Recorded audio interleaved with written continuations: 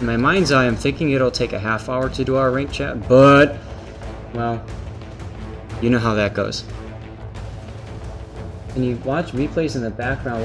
What I thought we could do, Edge, is we could go into... I could go launch the game, and we could take a look at the different ships. I thought that would be something that people might appreciate doing first. And then we'll check out stuff like that. And then after that, we can go into it. If you're talking about watching replays in the background...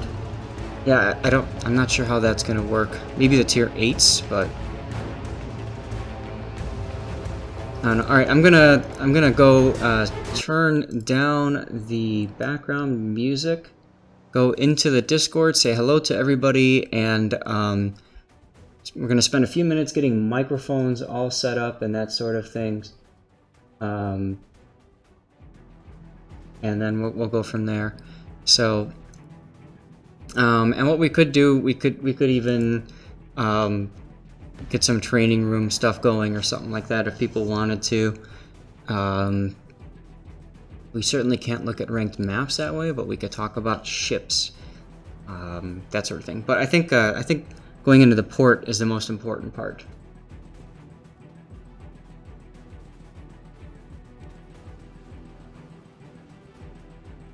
I don't know how much we want to go into commander builds and stuff like that too, but alright, I'm going to unmute myself on the Discord, say hi to people, and let's spend a little bit of time getting everything set up voice-wise.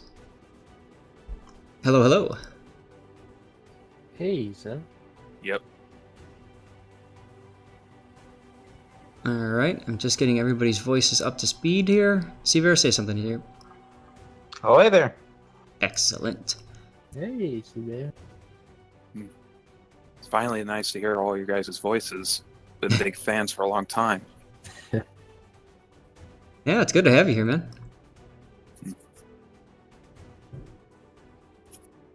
Alright, so we beat the stream and we're talking here, right? You don't need the stream. You can if you want to, but I figure we'll just go over stuffs and see where it takes us.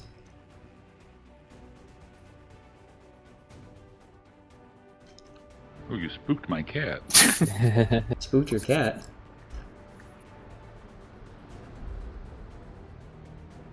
Dunstar, you want to scroll down and you'll see in the community Discord, Warships Esports Talk.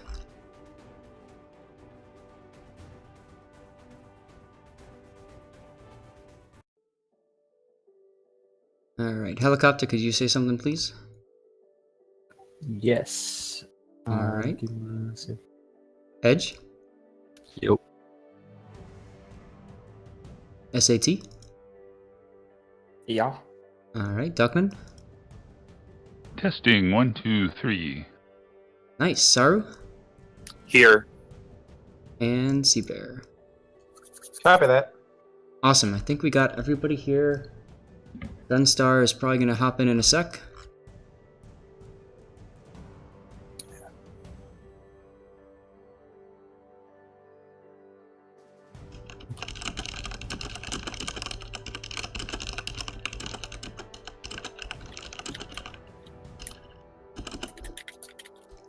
I'm just typing up something here so people know where we're at if they want to join in.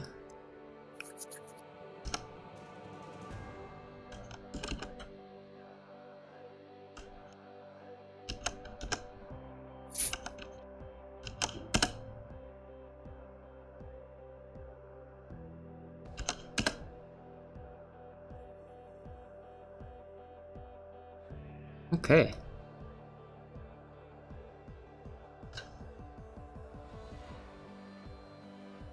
Alright, well, I know Gunstar's not here yet, but we can go ahead and start up. I figured we could do the characteristic, talk about the different ships available, and just kind of... I don't want to do that. Go from there. Alright. Let's start with Tier 8, since obviously Tier 8 is where everybody's going to start.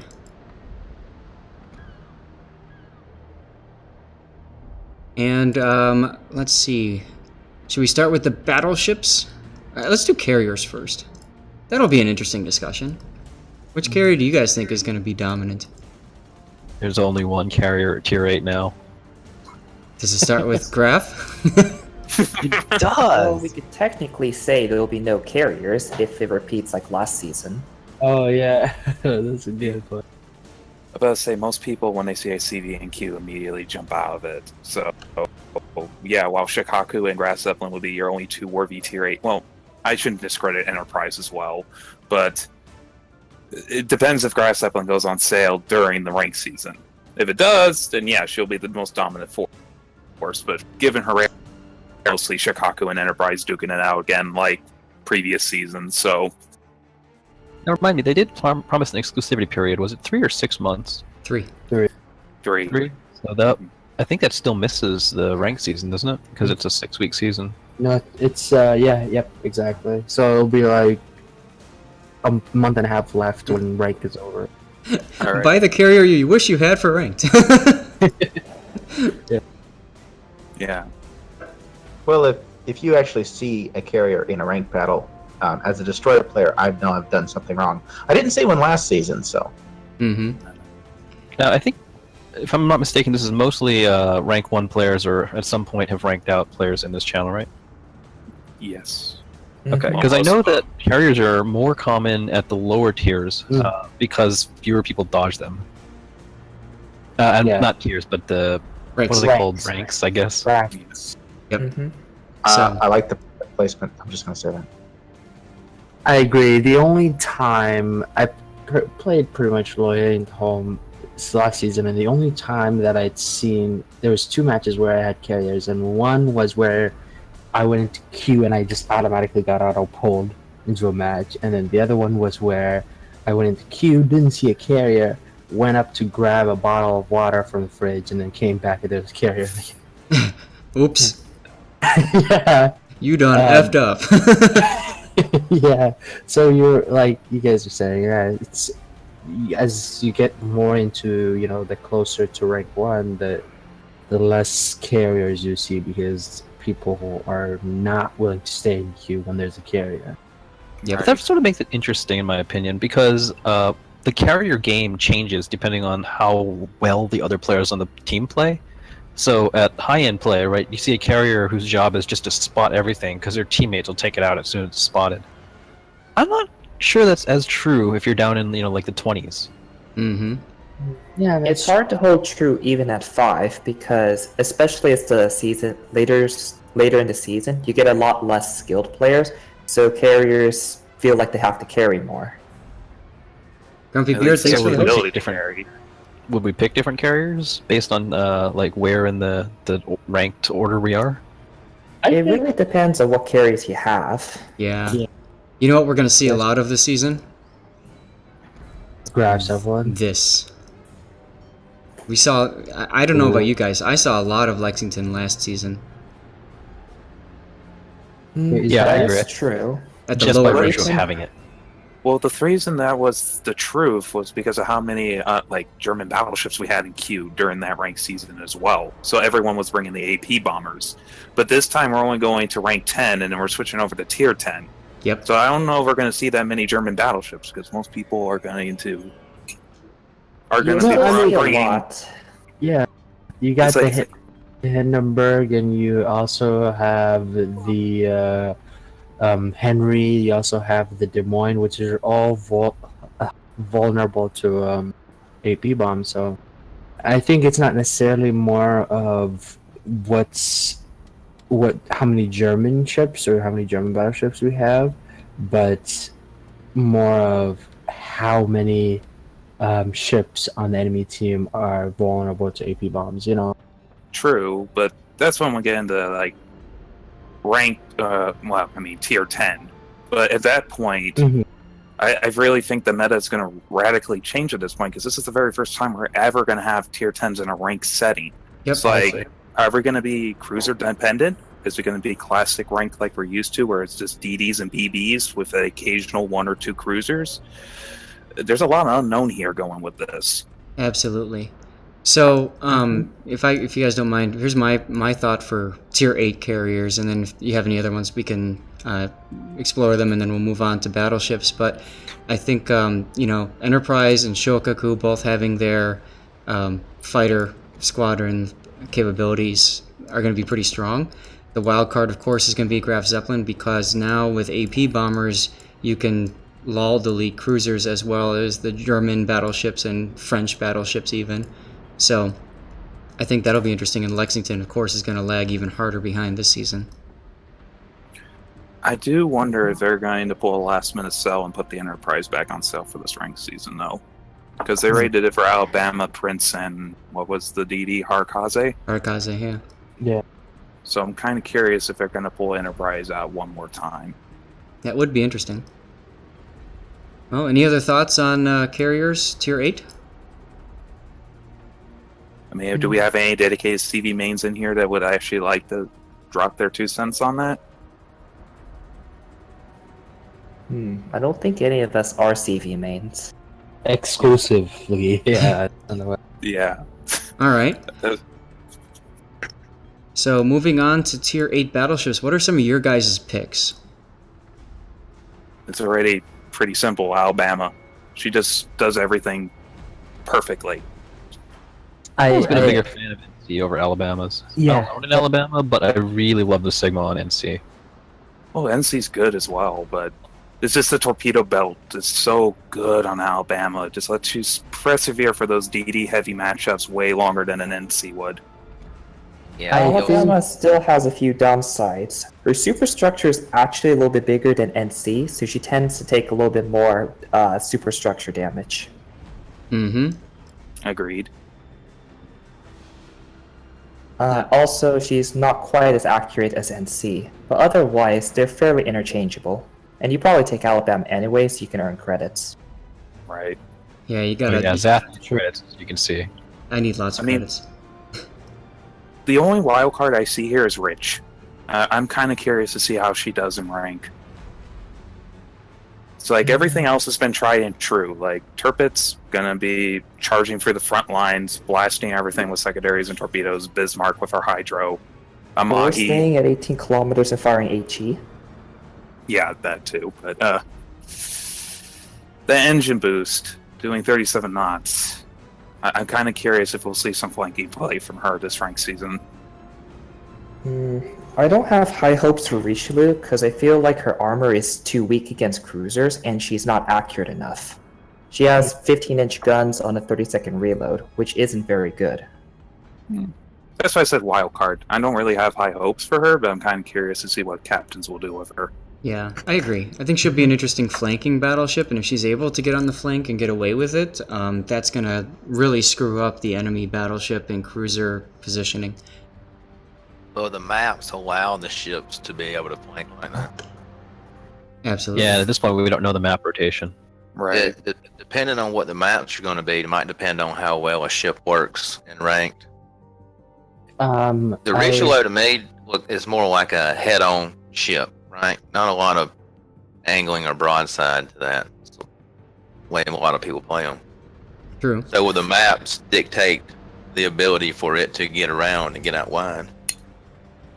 I played a couple of matches on PT server, and it's pretty much like Kalyan battle maps. That's like last season. Okay.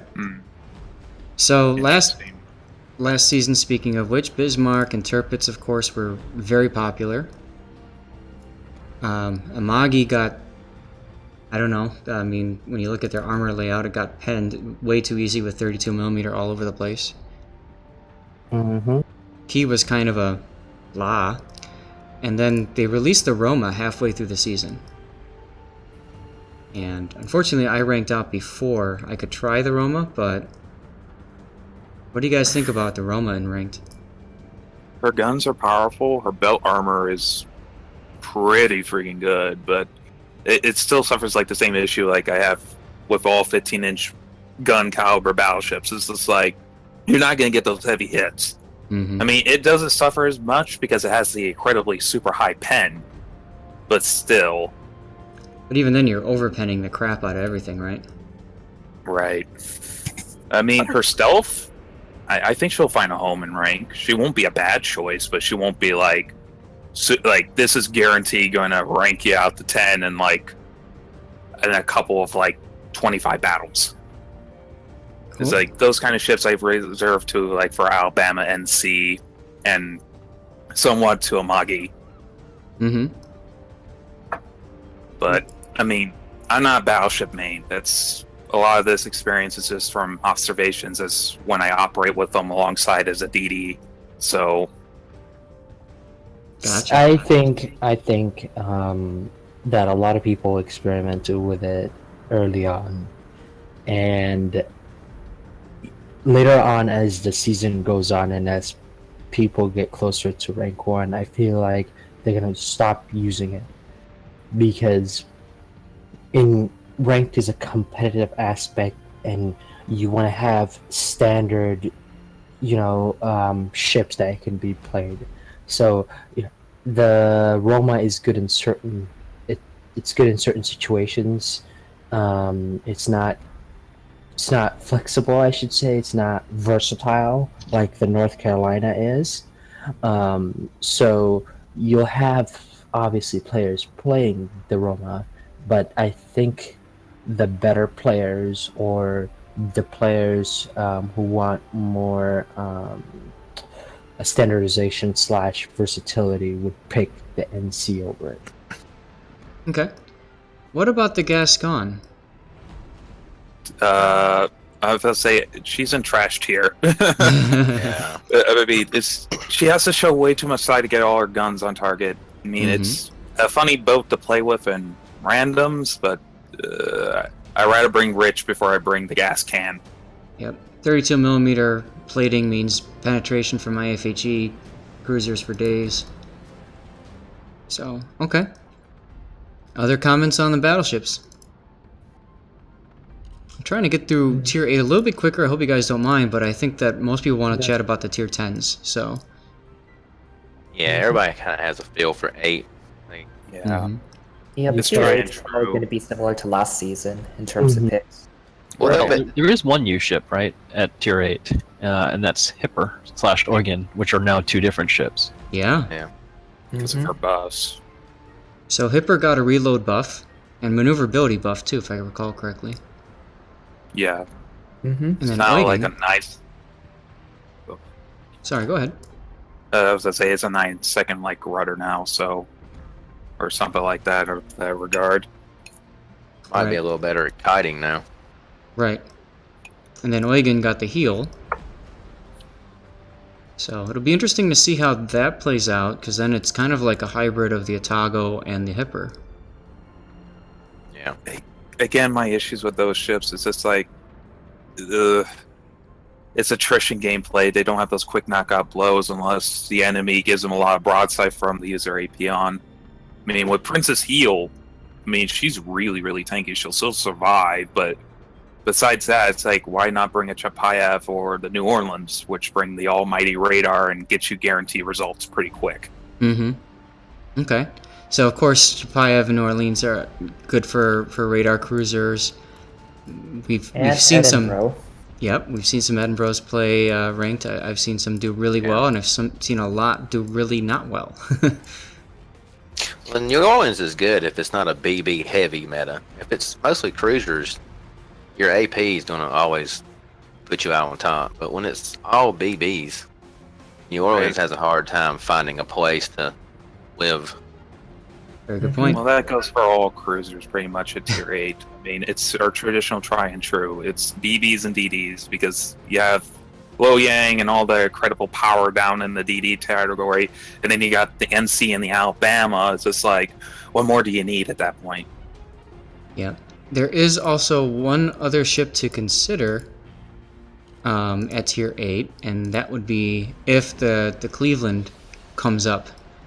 If that cruiser split happens end time.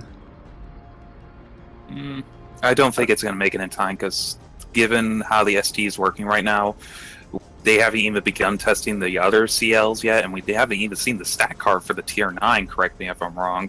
So we're not going to see him much before June, and by then, ranked season should be over with, or coming to a close at that point. That's fair. And then, of course, there's the standard Atago that a lot of people go for as well. So I think Tier 8 Cruiser is pretty well fleshed out. What do you guys think? I'd say just because HE is a lot more reliable. Mm-hmm. I will put in a good word for the Hipper, which somebody on the test server referred to as the Hyper, because it actually plays a lot like a Hindenburg now, and that's actually a good thing. That's good. Just because of the reload? The reload was buffed, the rudder was buffed, so it's actually drivable. You can dodge some stuff, and you still have that nice quarter pin with a not total crap refire rate now. Mm-hmm. Fair. No. Hipper still lacks utility though, so I don't Right. see her being used too often. It's like with Hindenburg. It's like they are great at long range spanning, but you're playing in attrition at that point. Are you really going to trust your teammates to stay alive long enough for you to do your job?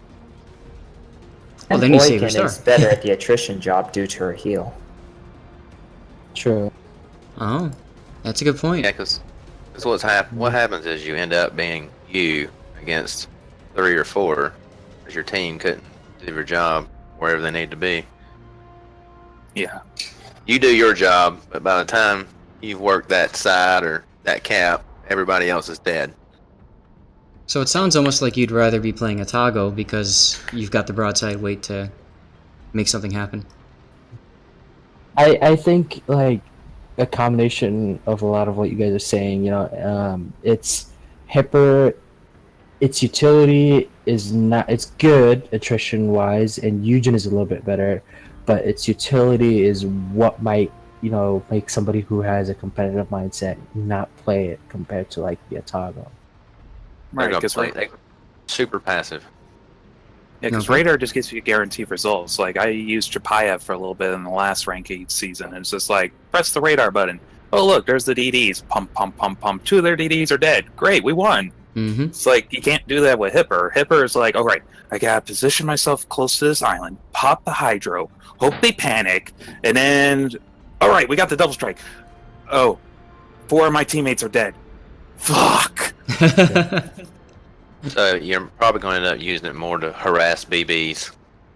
Turn on a dime, stop, shoot again. Hopefully somebody else can do the DD killing.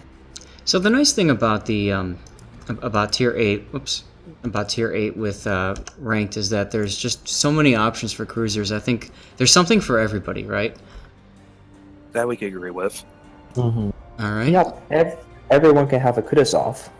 Yep. Let's, Yeah. You're Let's- right. let's move on to the tier 8 destroyers then. Round out this, and then we can get on to the tier 10 stuff. So, what are your picks for destroyers? It's usually the same 4: Lo Yang, Azuki, Benson, and if you have it, Kid. No, don't Or take really Kid. just Lo Yang. Well, it's like depending on the CD meta. Now Graph is in play. I put Kid slightly up just in case. If there's no CVs, then Kid automatically drops, and you're looking at possibly Z23 at that point. I mean, the most dominant DD here is Lo Yang. No questions, no ifs, ands, or buts. You use Lo Yang. Her Hydro is just insanely broken. But if you don't have a Lo Yang, you're looking at Azuki and Benson. Because they're just bar for bar your best DPM choices for their tier. Kid is also quite good because her heal allows her to attrition other destroyers to death. Yeah. True. When I played ranked, I ran the Lo Yang. I didn't run into very many Akazukis, although they could be a pain if they caught you out of smoke and you couldn't Hydra them. But the majority of the Kid drivers I saw, I think the heal is what got them killed in the early minutes of the game. Mm-hmm. I agree with you. I did not see very many who could smartly use that heal. I saw them trying to heal in the middle of a gunfight, and of course, for a destroyer, that's not going to work when everybody's shooting at you in ranked. True. So the Kid's kind of like the destroyer trap for the Wall of Warriors. Yep. You're right. That's such a good point. And I played Lo Yang last season. It was very successful for me. And I was afraid of two things during that whole season. One, destroyer-wise. One was a good Akazuki player, and two was a good kid player. It's if those were on the enemy team, I was pretty much countered because Right. all I could do was spa and try to hydro things and try to hydro their torps, but it's one of those things that just when you're a destroyer and the Loyang's on the enemy team, it's just one of those things to easily counter it, especially if it's captained by a good player. And like Seabear said, a lot of the reasons why I won my matches was the kid was a little too aggressive and they thought they could bully their way through my hydro or bully their way to my smoke and just kill me, but it didn't work out. Yeah. I Okay. feel So- like Lo Yang is also powerful just because she's a lot easier to use. You can just smoke up and hydro, and now no one can contest you until a Chapiev shows up. Or another Lo Mhm. Yang. Well, it's on a Benson hole. I mean, that's what makes her so good, because it's everything good on a Benson, but with hydro. Yep. Well, almost. She still has 4 guns, and then she equips either Mahan torpedoes or the 6.7 torpedoes. Right, but it had to have some drawback, or, I mean, she would be insanely broken, not just overpowered. Mhm. Yep, she trades off a lot of firepower for her utility. So if people are smart about it, once Lo Yang uses her one trick, then you can easily gun her down. But the problem is most people don't know how to do that. Right. Yep. And remember, you're only going to be playing this ship up until rank 10, so...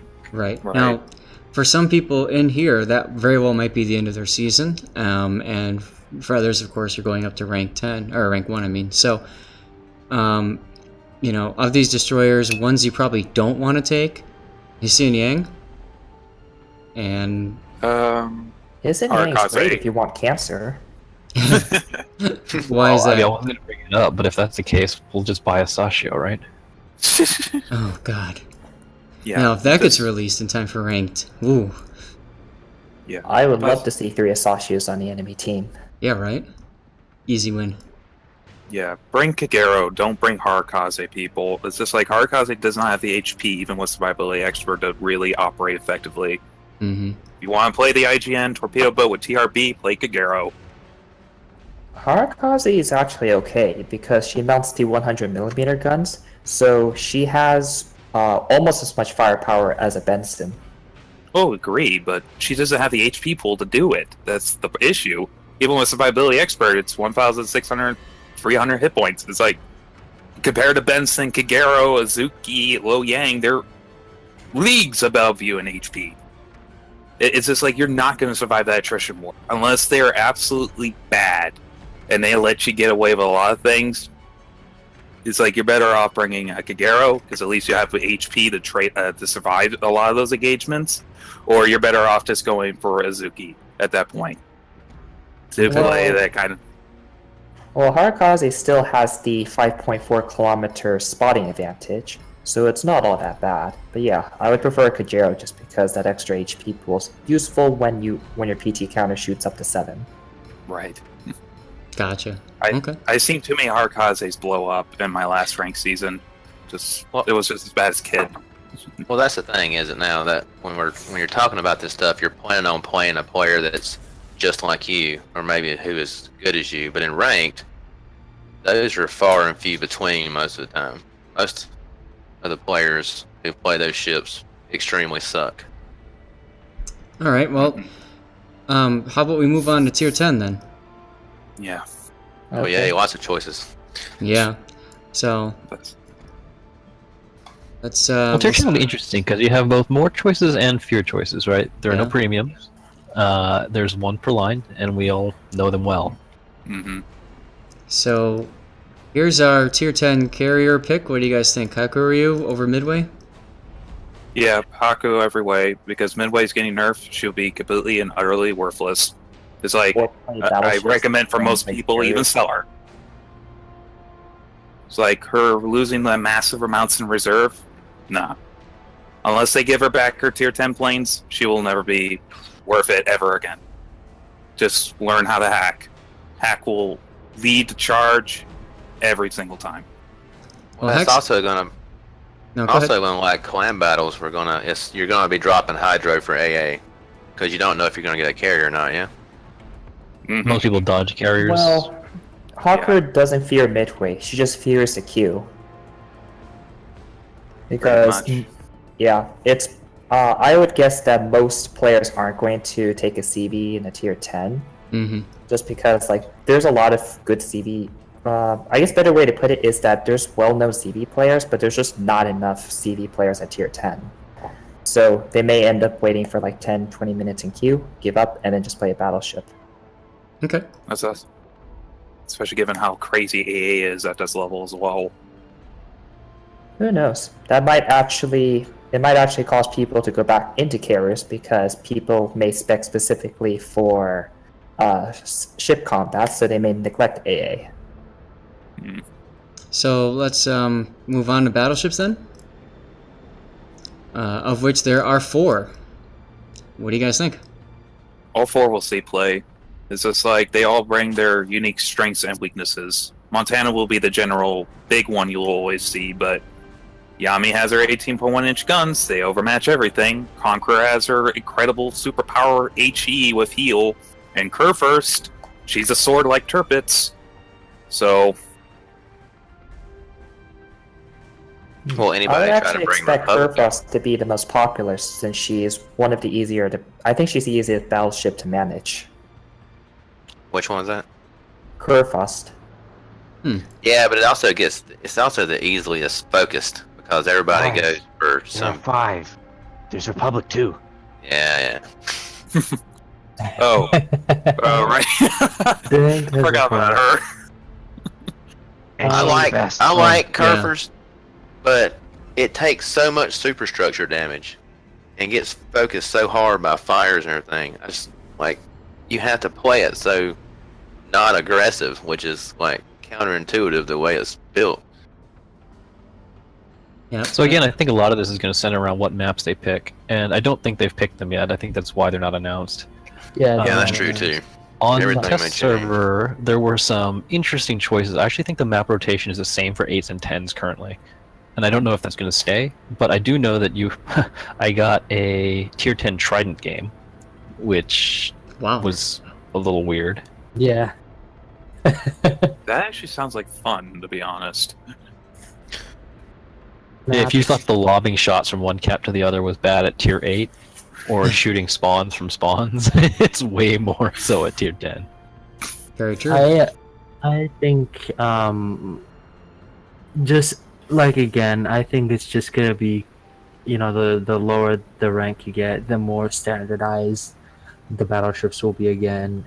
I do think that the Conqueror will actually have a place in this game mode because Save a unlike star. not just even that, ranked is about, basically HP. It's all because one, you don't have the game focus of and of the clan battle meta, and then two, you don't have the large superiority number of randoms matches.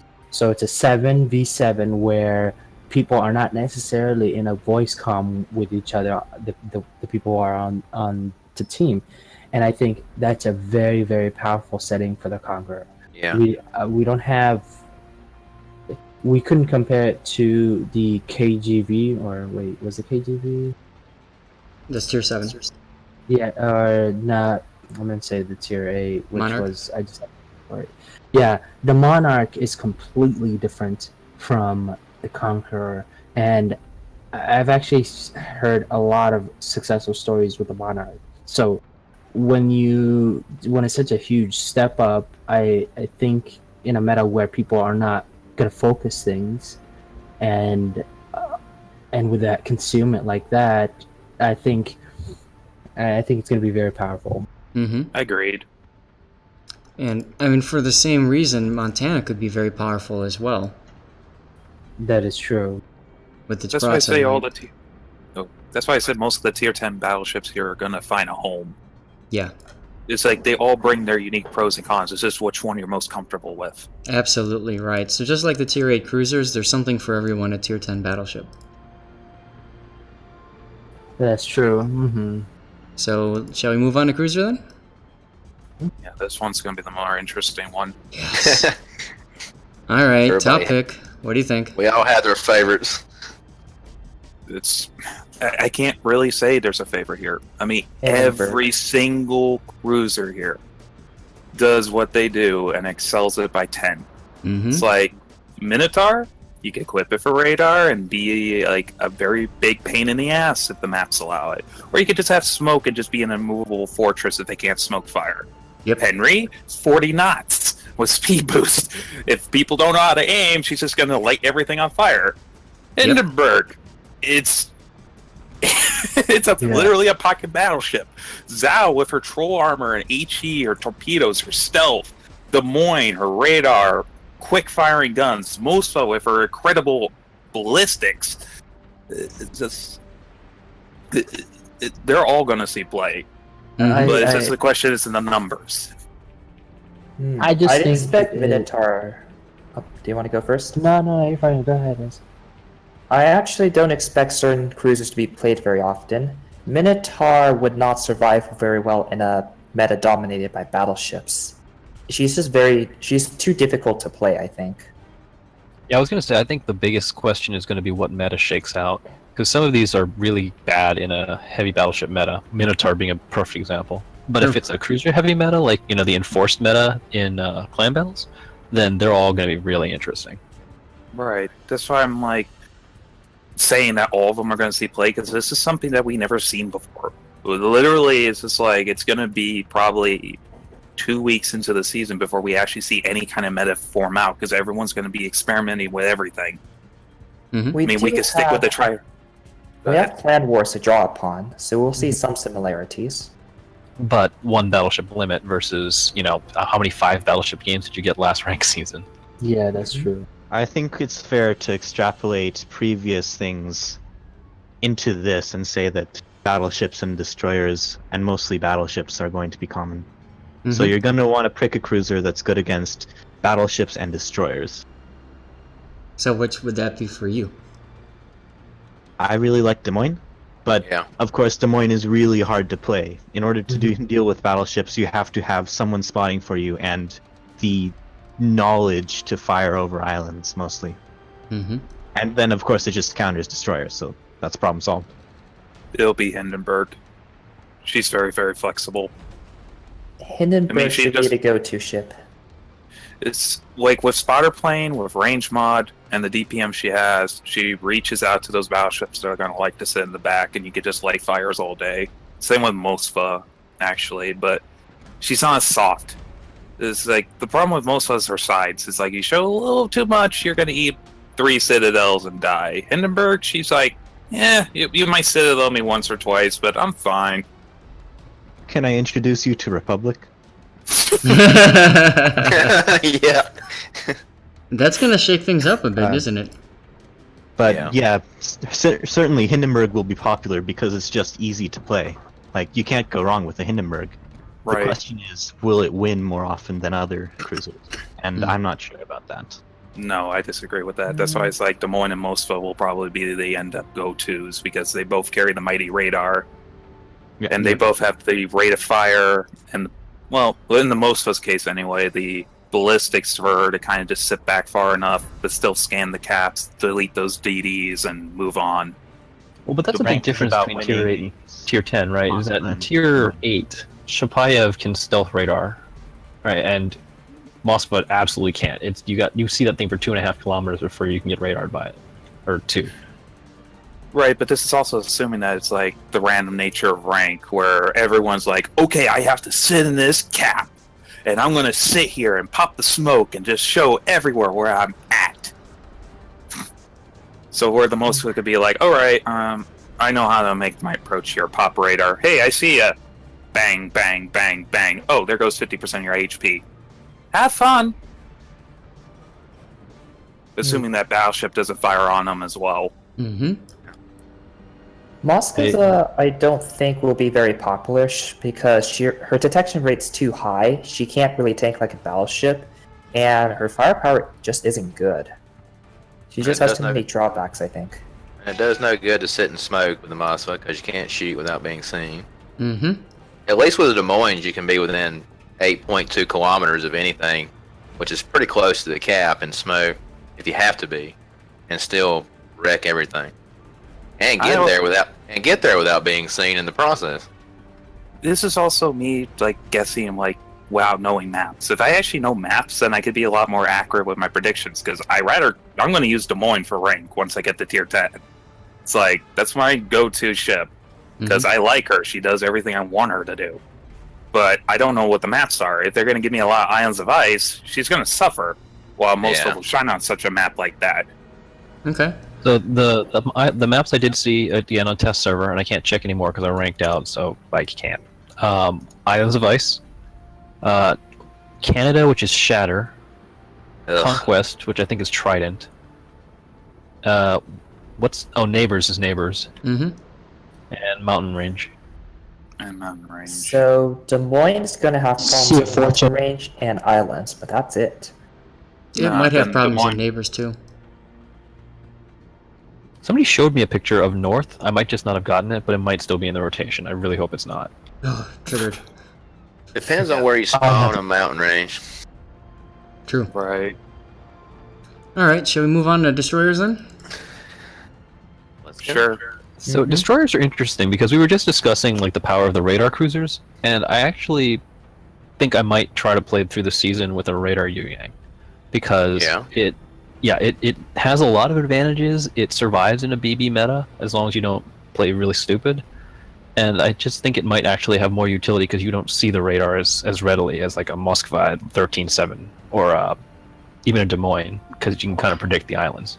Well, also, if you're pushed into a cap and you got RPF and you know a Z-52 is headed towards you, you can, if you have to, you can radar ahead and spot him before he spots you, so your team can react and hopefully do away with it. As a destroyer player, am I allowed to hate you for bringing a radar Yu-Yang? Hey, you can sign me up as a scummy that uses that in randoms.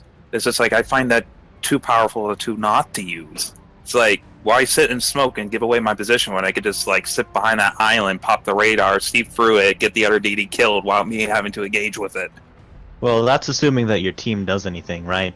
Like, we've been playing ranked battles with Radar Yu-Yang, or not ranked battles, clan battles with Radar Yu-Yang, and it's got great effects because your team is organized and actually does what you want it to do. Ranked is not going to be that way. I'm very skeptical about Radar Yu-Yang. Yeah, it relies on the team too much. You want to win games, but you don't want to have to rely on your team to win. Yeah, your team is going to be looking at each other's camo and checking out the island while they're going to the cap, instead of like paying attention and keeping their guns on their own DD and whatever they might spot. True. I mean, you see it all the time. If you ever die early in a game or something, you jump on somebody's ship and they're like fucking looking at the damn sky or whatever, and you're like, dude, really? Pay attention. So we got radar Yu-Yang. Anybody else thinking about a different destroyer? Well, Z-52 will be a solid addition, like always. Very flexible, good torpedo reload, good guns. The only weaknesses are smoke, but that doesn't really bother me when I play Z-52. So, gearing. Do we even need to mention how powerful gearing is? Always, it's like she's perfect. Generally solid. How are you going to set up a gearing? Are you going to set up more for guns or all torps or? I always set my DDs for torps and be a smoke bot. Right. Don't be seen. Don't fire your guns. If you're a smoke bot, then you're relying on your team again, and that's not a great strategy. That's why I build all my DDs for torpedoes if they allow it. It's just like torpedoes kills things quick. I want them reloaded and always in my tubes as quickly as possible, so I can just keep firing them out and hopefully fish things successfully. Sometimes what depend on what the meta is. Like when I build a gearing, it's like if I'm seeing 5 DD or if it's mostly DDs, I'll put it that way. Like I'd go for how can I protect my team with smoke, and I want to fire as fast as I can? Like, you want your gearing to be able to compete with the other DDs faster or better. I think there's something to be said for like a full gunboat gearing, where you just focus on DPSing someone down before they can do anything about it. And of course, Well, gearing has the 21mm plate, which makes it better against most destroyer caliber guns, so you're already suited for the role relatively. Yeah, but if the meta changes to mostly BBs and you're only seeing like 1 or 2 DDs per, then maybe a gunboat gearing wouldn't be the best. Sure. Maybe It'd you'd be still wanting be to. very useful, but gearing just has to focus more on dodging the 20, 30 AP shells flying at you. Right. Now, Yeah, that's a big The problem. part I always hate about gearing, though, it's high in the water, right? It's relatively large for destroyer, and it doesn't turn that well. Right. Yeah, but it never really bothered me as a gearing captain. I mean, unless I make a mistake where it was like I wasn't paying attention to those battleship grade calibers, it's like I always plan ahead enough of that it's never been a problem. But I mean, what yeah, if With only 7 people on the enemy team, you shouldn't have that hard a time isolating a destroyer, usually. Right. And if you can isolate a destroyer, then you can just DPS him down because you are the best destroyer at the game at that if you spec for it. Right. What'll be a gearing's downfall is somebody like Edge who plans on running a radar Yu Yang. If you happen to be going to the cap and you get radared and you need to turn away and everybody starts focusing you, you could take a lot of damage. agreed. I think that's just a question of like playstyle. You need to have an exit strategy always as a destroyer. Like a radar Exactly. Yu Yang is not going to change that fact. Well, then if you see in a Yu Yang and you think you might be having radar, you might want to plan your exit strategy slightly a few kilometers before what you normally would do it. If radar Yu Yang becomes an issue, it's like as a gearing captain, it's just like I just don't enter the cap. I just let you get into the cap first, and then eventually I'm going to fish you out with torpedoes. It's like I'm going to force you out because my battleships are going to come on you. Your torpedoes don't harm me, so I'm screening for my fleet. It's just a waiting game at that point. But that I means think- Yu Yang can take the cap, so basically you lose the initiative, which can sometimes be very important. True, but It's going to be that's why you interesting. hope. Yeah, there's a lot of things that go into that kind of, how to put it, into those kind of plans. Because you typically, especially, I mean, Red Sea Bear could probably quote on me on this. I mean, you and me both think 5 steps ahead with everything we do as a destroyer. It's like we always have an entrance plan, an exit plan, and then plans for anything that goes AWOL. So, I mean, The problem with a lot of especially the radar Yu Yang is, again, this is not clan battles, and a lot of us take the clan battles aspect or clan battle meta into the rank competitive setting, but it's just like the reason why the Conqueror could be very competitive in ranked, the Yu Yang could not be, because as Dank said earlier, is your team willing to shoot the destroyer you're gonna spot? You know what I mean? Like the destroyer radar. So I think that when you get to its 5-2 bracket, you'll see radar Yu Yangs, but I don't think you'll see them in the 10-6 bracket. Okay. Right, because then you'll have more competent people knowing what you're doing and being ready for it. I admire your optimism. I really wish I knew what you guys are playing. That's just something I don't remember seeing this in my ranked 5-2. Well, to be fair, Yu Yang's radar is 28 seconds, and that's never pleasant. That's true. But it's Yeah. it does no good to use it. Again, going back to what someone just said, if you radar it, and I mean you can't fire not unless you're just by yourself. If you open up with no smoke, I mean you could get focused down just as fast as the guy you radared. I think the main problem with radar Yu Yang is that if you are running radar, then you are basically saying, I am not going to be top on XP, I'm relying on my team to win the game. So you're relying on radar to just be so good that you don't have to save your star on losses. What about The idea is Grozovoy? that you radar so you can force the Grozovoy? destroyers to take the cap. I was about to say Grozovoy is not, unless somehow in the magical Fairy Tale Land. Grows The the boys CDs attack. were in every game. Review over. Yeah. It's like you're better off bringing a Hobrosk at that point. If you want Russian railguns, bring Hobrosk. Put RPF on it. That brings me to that point where I have a hard time. I talked to a lot of different people, and I had a hard time.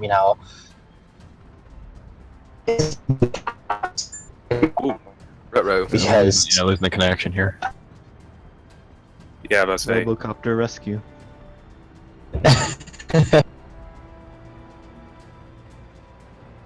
basically, You're still going Robot Man. Oh no. is it still? Might have to come back to him. Yep. Yeah. I mean, the two wild cards here for Tier 10 DD, so Shimikaze and Hobrosk. They're the two I'm going to be watching out for the most. Especially because it's going to be new Shima, right? 5.6. Yeah, because of that detection range, plus, like, if you look at Shimikaze, you see all those AA guns on her back. When she's kiting away, you're not going to get a lot of damage. That is one of the most annoying things as a Geary New Game player. When a Shimikaze decides to start kiting away with those rear turrets, because I keep hitting the AA guns, not the actual ship. Right. Yeah, module damage over and over. Yeah. Shimakaze saturation. also has pretty good destroyer like shell arcs, and her guns are concentrated in the back, so she's fine for kiting. Mm-hmm. My biggest worry with the Shima is somebody's going to run the 20-kilometer torps, and I'm going to have to worry about them coming from my team. Yeah. Well, just pretend that Shimakaze is a Sashio. Problem solved. So what about I what have enough about trouble worrying about torpedoes coming at me from across the cap. I'm going to have to worry about them coming from my backside now. Yep. And then you've got the good old Hobrosk. Yeah. Yeah, Isn't and that a cruiser? Yeah. can you guys hear me now? Yeah, we're Yep. hearing it slightly. That's what I was saying earlier was we've seen Zath rank out in Kiev, and I mean he did it effortlessly. It seemed like. What is the Khabarovsk going to be like? You know what I mean? You're about to find out. Yeah. I mean, her weakness is that she can't run for stealth. Unlike Kiev, I mean, Kiev, when you spec her for stealth, she gets stealth toward. But Hobros, even if you spec stealth, you're not any stealthier than a Minotaur. But you know what its strength is, other It's than gun. Well, no, not just defensive capabilities. Its strength is going to be the fact that it's going to piss 2 or 3 people off who are going to try to focus on it the entire match. Oh, her speed. Which is going to leave the enemy team the ability to go 6-on-3 because you got 3 people trying to chase down a cob and kill it. Don't tell them my strategies. That's what's going to happen. It happened in clan battles several times. Somebody bring a cob and 2 cruisers go off and it just keep kiting them and they keep chasing it. And... Yeah, but the thing is, like, in this, if it does, like, become a DD heavy meta, already 4 of your points have to be locked into RPF so you can hunt them down. Yeah. And that's gonna... I mean, my Hobrosk is already spec for that because I made her into an anti-DD hunter. So...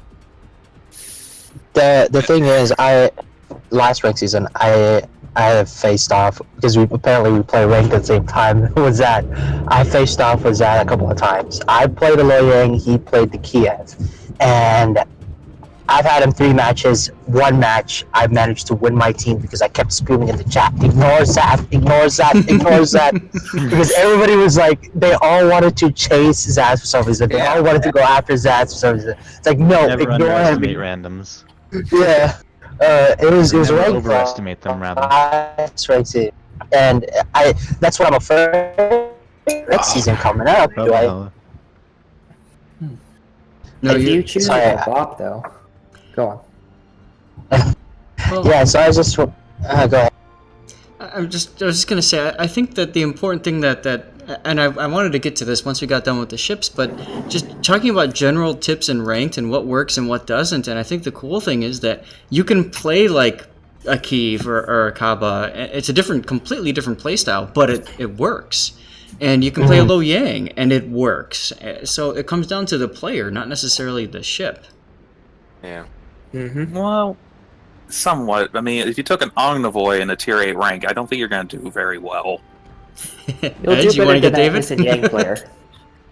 Same with Rosavoy. I mean, there's just some ships that are very, very, very specific in their reasoning. I mean, Kiv, she's flexible. She has good torps, good speed, actual good concealment when you work for it. Hoberosk, I mean, she has 13.5 kilometer guns.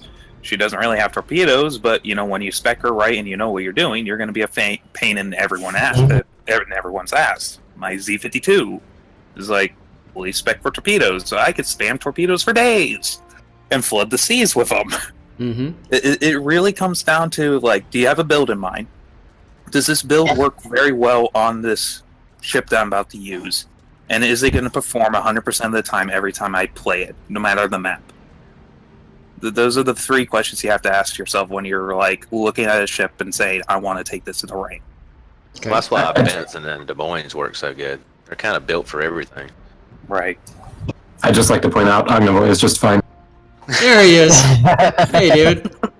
So, guys, I'm a fan of Omnivoy, don't get me wrong, but it's like most players don't play her right. That's the issue. Right. It's like it all comes down to how you use it. General tips and tricks thing. I know you guys all kind of touched on it, but really nobody specifically talked about it.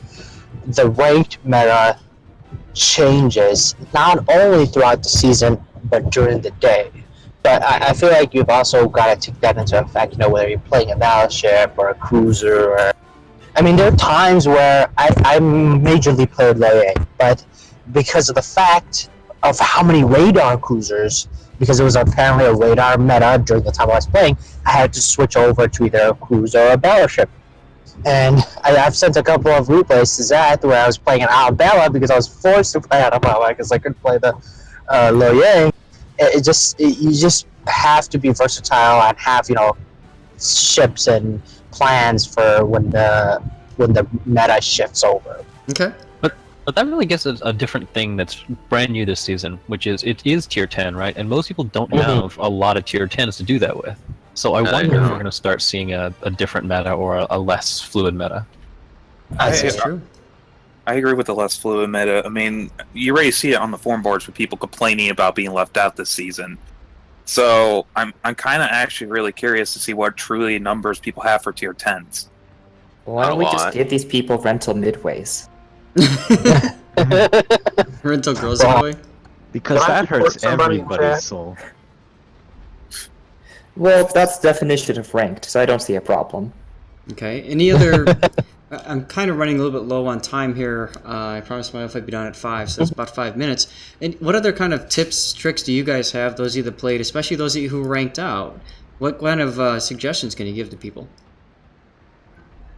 Take anti-detonation flags so that Zath doesn't rank out again. A lot of ranking up is also...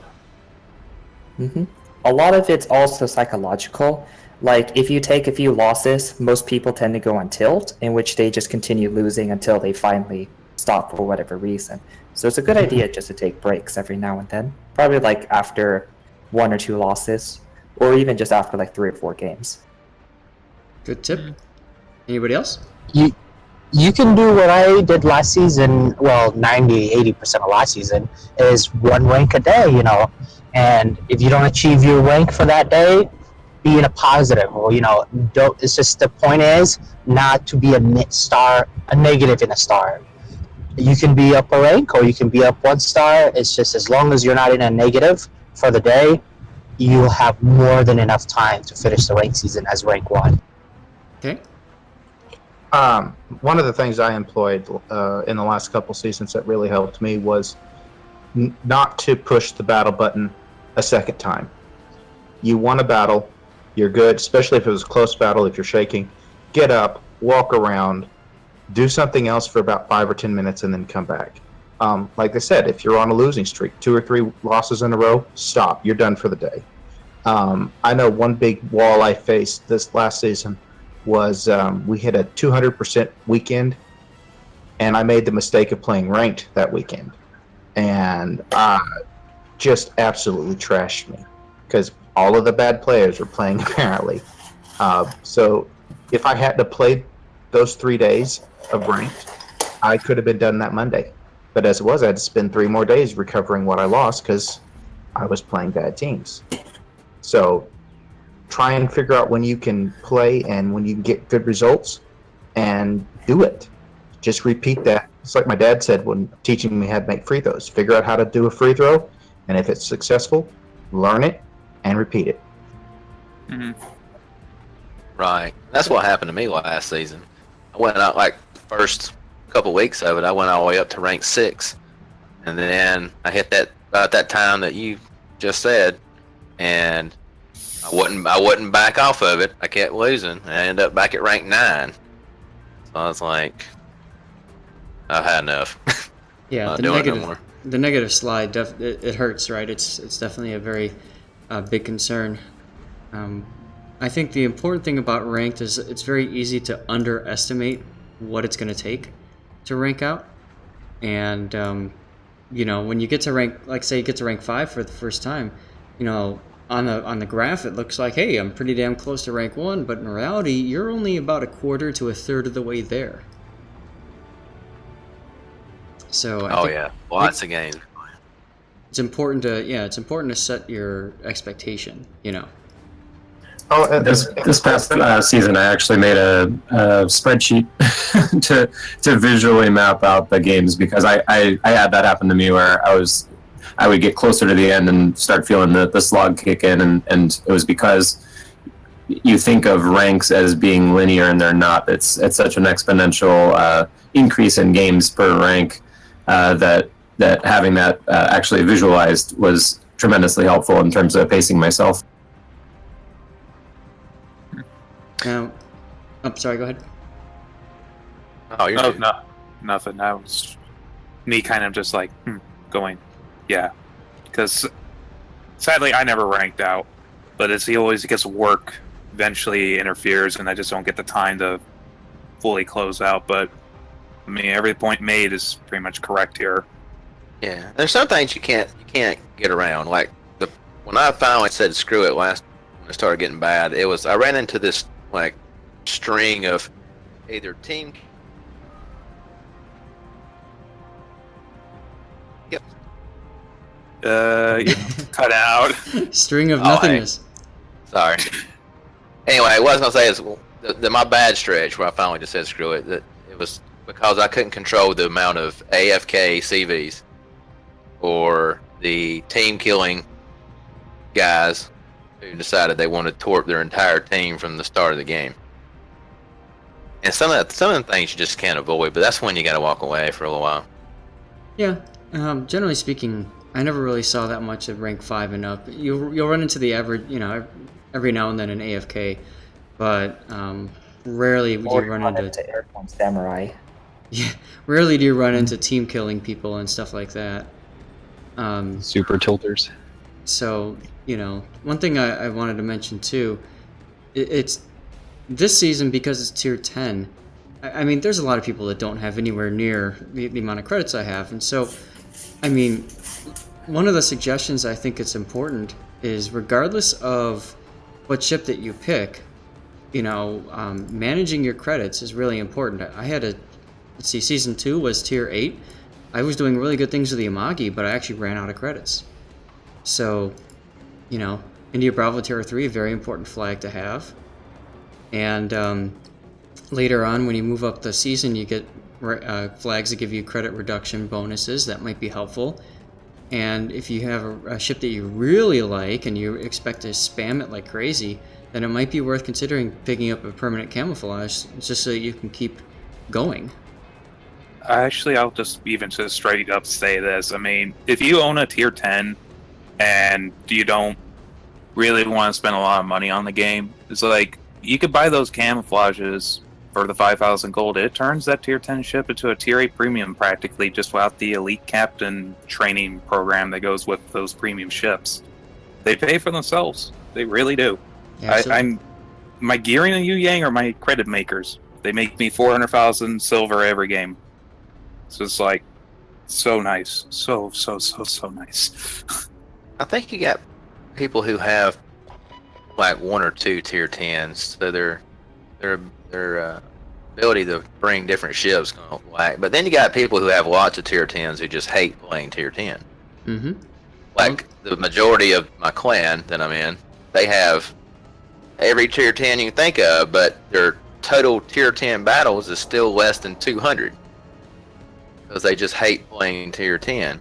So they're done. They're like, well, when we get to that point, we're just gonna stop. Well, and we'll have to see what happens there. Kind of going over here on time. I want to mention one thing real quick, and then we'll look around if anybody else wants to say something. Go for it. But I think it's also really important that players know that you can be successful in any ship. It doesn't really matter how it goes. And I think it's important that don't feel like you have to blindly follow anybody who posts anything on social media, whatever, about their builds, about what ship they're going to use, that sort of thing. I think it's important for you to think about for yourself what ship that you're really good at and what ship you enjoy playing. There was a point in last season where I was trying to play a ship to make something happen, and it just wasn't happening, and I was getting really bummed because I went on a 25 loss streak, and finally I just said, fuck it, I'm going to go play the ship that I want to play. That's going to be the Kiev, and that took me all the way up to 1. Yeah. Don't play ships you don't enjoy. Play the ships you enjoy, because rank is a salt mine. You see people complaining about it all the time, but it's actually true. It's like you could be the worst player at this game, and you could rank out the one. It's just time and preference. But don't be like them. Try to be better. Take your strongest ship that you're good at, and just keep applying it. Just keep applying it. Don't listen to anyone in chat say anything otherwise, or them say your build is crappy or whatever. It's just like, no. Just ignore them and do your thing.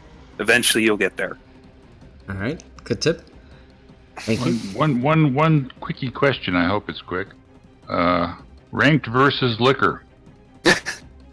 Don't worry. Either or. Why not both? Yeah, you do both. You bring the whiskey, a lot of the whiskey. It makes the pain a lot better to manage.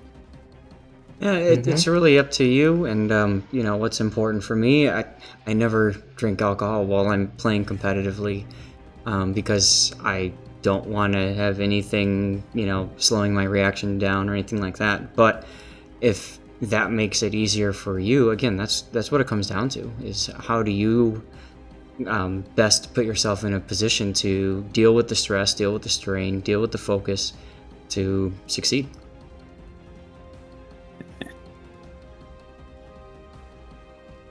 Good for me. I'd like to say that, on the just kind of building off of that spiel about play what you enjoy, I'd say that if you want to rank out more quickly, then don't play a ship because it's a good ship. Play a ship because you can produce good results in that ship. Yeah. If there's a ship that's off meta, but you really know exactly how to use it, then play that ship, because it's going to be better if you use the meta ship and you're mediocre in it. Just don't take spotter plan on Des Moines. No one will like you. Not my mom. God damn. Just because Euro does it does not mean it's a viable build. He does it for the memes, people. Well, his radar Minotaur actually was legit, but most of the other things are not. They're just there to entertain, not to win games. All right. Well, anything else, guys? No, I think pretty much covers it. I mean, it's ranked.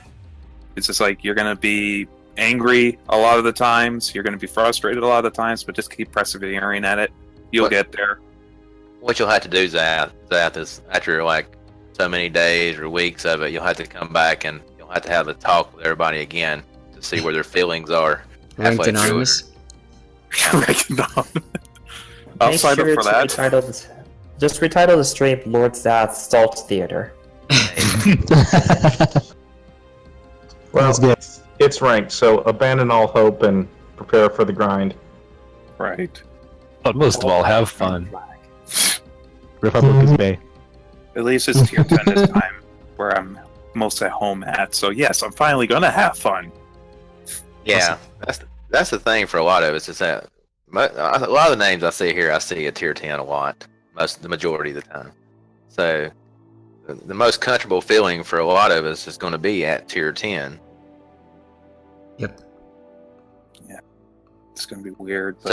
So you're either going to be carrying a lot because your team sucks, so you're going to be always carrying, or you're going to be lucky enough that everybody works together without comms, because you kind of all know each other, hopefully.